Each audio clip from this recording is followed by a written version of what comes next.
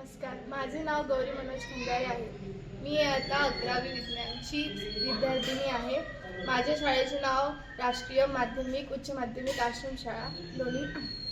माझं नाव आकृती चव्हाण आहे.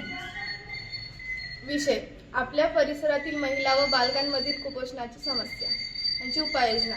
प्रत्येक कुटुंबाला संतुलित आहाराचे महत्त्व पटवून देणे, अंगणवाडी केंद्राची कार्यक्षमता वाढवणे, शाळांमध्ये पोषण आहार योजना प्रभावीपणे राबवणे, स्वच्छता आणि आरोग्य शिक्षणावर भर देणे, महिलांना स्वतःचे आरोग्य तपासण्यासाठी प्रोत्साहन देणे, सरकारी योजना जसे की प्रधानमंत्री मातृवंदना योजना, पोषण अभियान यांचा प्रसार करणे, स्थानिक पातळीवर आरोग्य शिबिरे आयोजित करणे, समाजातील स्वयंसेवी संस्थांचा सहभाग वाढवणे.